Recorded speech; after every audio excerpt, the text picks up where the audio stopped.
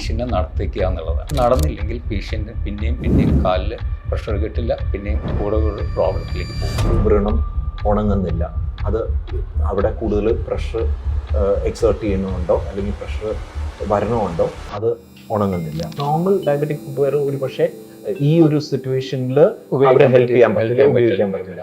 അപ്പോൾ നമ്മൾ modified footwear നമ്മൾ അതിനെ കുറിച്ച് ആലോചിക്കും. അപ്പോൾ ഈ മോഡിഫൈഡ് ഫുട്വെയർ എന്തൊക്കെയാണ്? മോഡിഫൈഡ് ഫുട്വെയറിന് പല കാര്യങ്ങളുണ്ട്. അത് നമ്മൾ സിറ്റുവേഷൻസ് നോക്കണം, എവിടെയാണ് പേഷ്യൻറ്റിന് പ്രോബ്ലം. 3 ഭാഗമാണ്. ഒന്ന് ഇറ്റ്സ് കോൾഡ് ഫോർ ഫുട്ട്, ഇത് midfoot and hindfoot. ഈ footwear is called rocker bottom.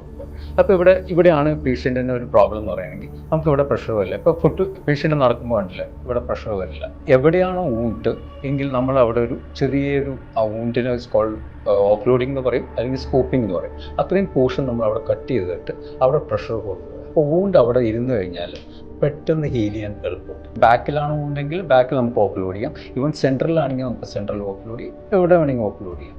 And depends on the patients. So will give a footwear, it's called customised footwear. അത് നമുക്ക് ഏത് മോഡലോ എങ്ങനെ വേണമെങ്കിലും നമുക്ക് ചെയ്തെടുക്കാൻ പറ്റും.